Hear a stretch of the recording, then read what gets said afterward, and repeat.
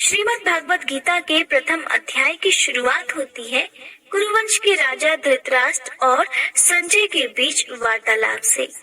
संजय को महर्षि व्यास का शिष्य माना जाता है और महाभारत के युद्ध के समय वह धृतराष्ट्र के सचिव की भूमिका में थे। धृतराष्ट्र जो कि बचपन से ही अंधे थे और संजय के पास युद्ध का सीधा प्रसारण देखने की सुविधा और क्षमता होती है। तब धृतराष्ट्र उससे कहते हैं, हे संजय, धर्म भूमि कुरुक्षेत्र में युद्ध की इच्छा से एकत्रित हुए मेरे और पांडु के पुत्रों ने क्या कहा? धृतराष्ट्र ने कहा, धर्म क्षेत्रे कुरुक्षेत्रे। इसका मतलब है कि धृतराष्ट्र को पता था कि कुरुवंश स्वामित्व वाली भूमि यानी कि कुरुक्षेत्र में स्वयं भगवान उसके भाई महाराज पांडु की संतानों की तरफ है। इसलिए धृतराष्ट्र ने धर्म क्षेत्र यानी कि कुरुक्षेत्र के मैदान को धर्म का क्षेत्र बताया।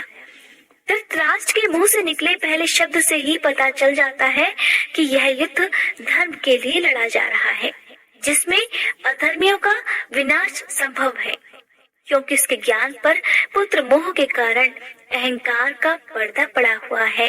इसलिए धृतराष्ट्र अपने भतीजों को कुछ भी अधिकार नहीं देना चाहते।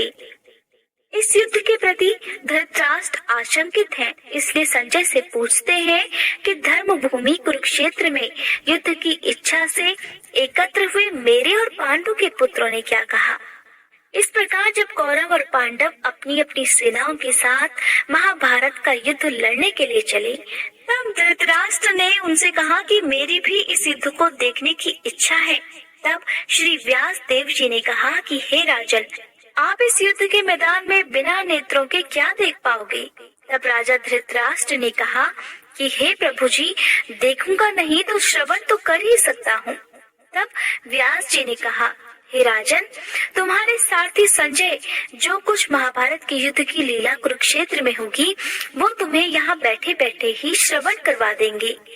व्यास देव जी के मुख से ऐसे वचन सुनकर संजय ने विनती की, हे प्रभु, यहाँ हस्तिनापुर में बैठे मैं कुरुक्षेत्र की लीला कैसे जान पाऊंगा और कुरुक्षेत्र में क्या चल रहा है, इस सब का वर्णन भी मैं महाराज धृतराष्ट्र से किस प्रकार कह सकूंगा। तब व्यास जी ने प्रसन्न होकर संजय को यह वचन दिया कि हे संजय, मेरी कृपा से तुम्हें यहाँ सभी बैठे बैठे दिखाई दे जाएगा। व्यास जी के इतना कहते ही उसी समय संजय को दिव्य दृष्टि प्रदान हो गई। दिव्य दृष्टि के कारण ही संजय ने कुरुक्षेत्र के मैदान का आंखों देखा हाल धृतराष्ट्र को सुनाया। तब धृतराष्ट्र ने पूछा, हे संजय, धर्म के क्षेत्र कुरुक्षेत्र में युद्ध की इच्छा से एकत्रित हुए मेरे और पांडु पुत्रों ने क्या किया?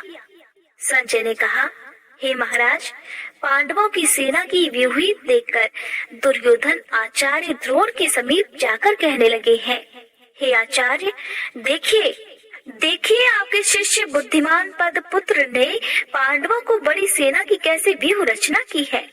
इस सेना में अर्जुन, भीम जैसे बड़े बड़े धनुर्धारी वीर युधान, विराट महारथी, द्रुपद, धृष्टकेतु, चेकितान, बलवान काशीराज, परुजीत, कुंती भोज, नरों में श्रेष्ठ शौर्य पराक्रमी युधामन्यु, बलवान उत्तमौजा, अभिमन्यु और द्रौपदी के पुत्र सब के सब महारथी हैं। हे ब्राह्मण श्रेष्ठ, आपके स्मरण अर्थ अब मैं अपनी सेना के प्रधान सेनापतियों के नाम का भी वर्णन करता हूँ। अब आप सुनिए। भीष्म, कर्ण, युद्ध विजय, कृपाचार्य, अश्वत्थामा, विकर्ण, सोमदत्त का पुत्र भूरिश्रवा और बहुत से शूरवीर मेरे लिए प्राण तक देने को तैयार हैं। ये लोग शस्त्र चलाने में अति निपुण हैं और सब युद्ध विद्या में प्रवीण हैं। हमारी सेना का, जिसके भीष्म रक्षक है, बड़ा बल है। अब आप सभी अपने अपने मोर्चों पर सावधान रहकर सेनापति भीष्म पितामह की रक्षा कीजिए। हालांकि भीष्म पितामह ने भी कौरवों की सेना की तरफ से इस युद्ध को लड़ने में अपना भरपूर योगदान दिया था। भीष्म पितामह ने दुर्योधन को प्रसन्न करते हुए और ऊंचे स्वर से गर्जना करते हुए शंख बजाया। फिर वहाँ चारों ही ओर शंख, नगाड़े, ढोल, गौमुख आदि अनेक बाजे बजने लगे। जिनका बड़ा भयंकर शब्द हुआ, जिसके अनंतर सफेद घोड़ों के बड़े रथ पर स्थित माधव श्री कृष्ण और पांडव अर्जुन ने भी अपने अपने दिव्य शंखों को बजाया। श्री कृष्ण पंचजन्य और अर्जुन ने देवदत्त नामक शंख को और भीषण कर्म करने वाले भीम ने पौंड्र नामक बड़े भारी शंख को बजाया। कुंती पुत्र राजा युधिष्ठिर ने अनंत विजय, नकुल ने सुघोष और सहदेव ने मणि पुष्पक और महाधनुर्धर काशीराज शिखंडी, धृष्टद्युम्न विराट अपराजित सत्य की राजा द्रुपद और द्रौपदी के पांचों पुत्र और महाबाहु अभिमन्यु, इन सब वीरों ने अपने अपने शंखों को बजाकर युद्ध की उद्घोषणा की। उन शंखों के भारी शब्द से आकाश और पृथ्वी गूंज उठे। धृतराष्ट्र के पुत्रों के हृदय इस शंखनाद को सुनकर कांप उठे। हे राजन, अर्जुन ने कौरवों को युद्ध करने के लिए प्रस्तुत देखकर श्री कृष्ण से कहा, हे अच्युत, मेरा रथ दोनों सेनाओं के बीच में खड़ा कर दीजिए, ताकि मैं युद्ध करने वालों को देख सकूं कि इस युद्ध भूमि में मुझे किन किन के साथ युद्ध करना चाहिए। दुर्बुद्धि दुर्योधन की प्रीति करने वाले जो युद्ध करने के लिए यहाँ महान योद्धा एकत्रित हुए हैं, मैं उन सबको भी देखूंगा। इस प्रकार संजय ने आंखों देखा हाल धृतराष्ट्र को बताते हुए आगे कहा, हे राजन, अर्जुन की बात सुनकर श्री कृष्ण ने भीष्म, द्रोण आदि वीरों के सामने उत्तम रथ को खड़ा करके कहा, हे वीर, युद्ध के लिए उद्धत इन कौरवों को भी देख लो।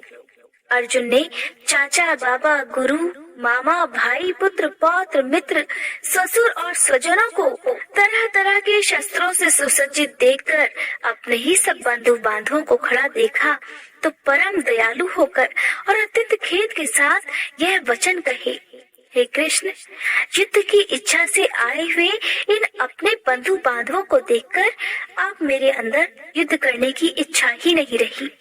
मैं इन सब से युद्ध कैसे लड़ सकता हूँ? हे श्री कृष्ण, इस समय युद्ध के मैदान में खड़े हुए विपक्ष सेना के ये सभी लोग तो मेरे ही परिचित हैं। ये सभी मेरे ही तो रिश्तेदार हैं, मेरे ही बंधु बांधव हैं। अब इन सब को देखकर मेरे शरीर में इतनी हिम्मत नहीं रही कि मैं इन सब से युद्ध कर पाऊँ।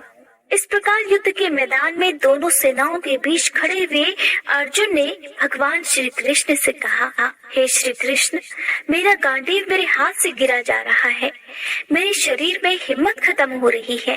हे केशव, अब मुझ में इतनी भी सामर्थ्य नहीं कि मैं अपनी ही जगह पर एक क्षण भी खड़ा रह पाऊं।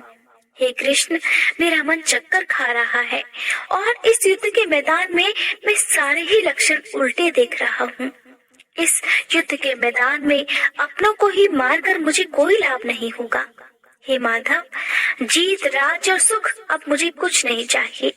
हे केशव, अब इस युद्ध में मैं अपने प्राण और धन की ममता को छोड़कर जाने को तैयार हूँ। आचार्य, पिता, पुत्र, पितामह, मामा, ससुर, पौत्र, साले और संबंधी ये सब मुझे मारे तो भी हे मधुसूदन, मैं इन्हें मारने की इच्छा नहीं करूँगा। हे जनार्दन, त्रिलोकी के राज्य के लिए भी मैं इन्हें मारना नहीं चाहता, फिर इस पृथ्वी के राज्य के लिए तो कहना ही क्या। हे माधव, अब आप ही बताइए, धृतराष्ट्र के पुत्रों को मारकर हमारा क्या भला हो सकता है? इन विधर्मियों का वध करने से पाप ही तो होगा, इसलिए हमें अपने भाई धृतराष्ट्र के पुत्रों को मारना एकदम अनुचित लग रहा है। हे माधव, अपने ही सगे संबंधियों को मारकर क्या हम सुखी रह सकते हैं? ये सब तो लोभ के वशीभूत हैं और कुल के नाश करने और मित्र द्रोह करने में पाप को भी नहीं देख पा रहे, किंतु मैं इन सब को देख सकता हूँ। अपने ही कुल के नाश के दोष को जानते हुए भी हमको इस पाप से क्यों दूर नहीं रहना चाहिए? कुल का नाश होने से कुल के सारे प्राचीन धर्म भी तो नष्ट हो जाते हैं, फिर धर्म नाश होने से कुल में पाप भी तो बढ़ जाता है। इस प्रकार संजय ने कहा, हे राजन, ऐसा कहकर अत्यंत दुखी होकर अर्जुन ने उसी समय अपना धनुष और बाण जमीन पर फेंक दिया और रथ के पिछले भाग में जा बैठा। इस प्रकार श्रीमद् भागवत गीता के पहले अध्याय में अर्जुन की मन स्थिति का वर्णन किया गया है। कई बार हमारे जीवन में भी ऐसी समस्याएं आती हैं जब हमारी एक तरफ समस्याओं का समाधान होता है तो दूसरी तरफ हमारे ही विपक्ष में हमारे ही सगे संबंधी होते हैं। कहते हैं जीवन में चाहे कोई भी समस्या आ जाए, सबसे पहले हमें ये देखना होगा कि हमारी समस्या कितनी बड़ी है और इस समस्या का समाधान हम कैसे कर सकते हैं।